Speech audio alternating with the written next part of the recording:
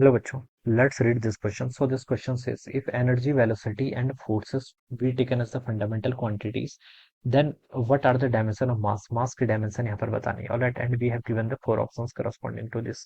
तो देखिए बच्चों, इस क्वेश्चन का की कॉन्सेप्ट आप क्या लिख सकते हैं? The key concept of this question, आपको देखिए बच्चों यहाँ पर क्या बताना है, मास की डायमेंशन बतानी है. ठीक है, तो mass will be the key concept of this question. ठीक है, मास देखिए किस किस पे डिपेंड कर रहा है आपका. मास यहाँ पर देखिए एनर्जी का फंक्शन है, तो energy to the power x लिख लीजिए. ठीक है, और वेलोसिटी पे डिपेंड कर रहा है, velocity to the power y लिख लेते हैं. ठीक है, फोर्स पे डिपेंड कर रहा है, फोर्स टू दी पावर कितना कर लीजिए, जेट कर लीजिए. ठीक है, अब देखिए मास, सबसे पहले क्या है, एनर्जी. एनर्जी की डायमेंशन देखिए क्या होती है, M L two T minus two के इक्वल. ठीक है, ये लिख लीजिए, इसकी पावर कितना हो जाएगा, एक्स हो जाएगा.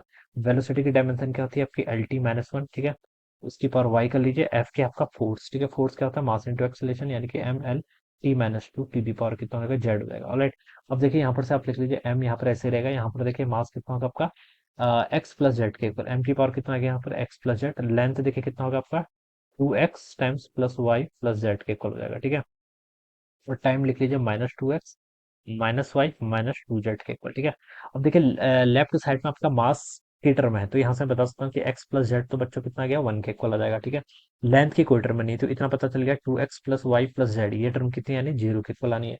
और टाइम की भी कोई टर्म नहीं है, तो ये भी पता क्लियर हो गया कि टू एक्स प्लस वाई किसके इक्वल हो गया, यहाँ से माइनस टू जेड के इक्वल हो जाएगा. ठीक है, हम्म, ठीक है, बी टर्म यहाँ पर से आपकी इतनी आएगी. ठीक है, माइनस टू जेड के इक्वल हो जाएगा, two x plus y minus two z. ठीक है, अब बच्चों देखिए इन दोनों इक्वेशन से हमें कुछ हिंट पता चल रही है. टू एक्स प्लस वाई को मैं माइनस टू जेड लिख सकता हूँ, तो इसको अगर मैं ऊपर वाली इक्वेशन में पुट करूँ तो देखिए minus two Z plus Z कितना है, जीरो के इक्वल. तो यहाँ तो बच्चों जेड की वैल्यू तो जीरो आ गया, जेड जीरो आ गया, तो इक्वेशन यहाँ से बता सकता हूँ मैं, एक्स की वैल्यू कितनी आएगी, वन के equal.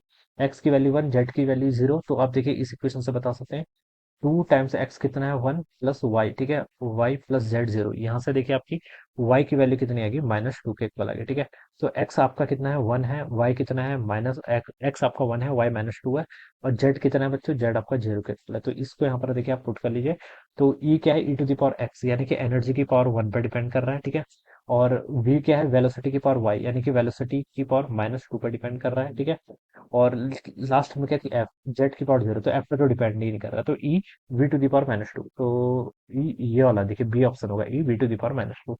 This would be the right answer of this question. Alright, तो इस तरीके से बच्चों हम क्या करेंगे, इस क्वेश्चन को सॉल्व करेंगे. So I hope you all understood this concept. All the best and thank you so much.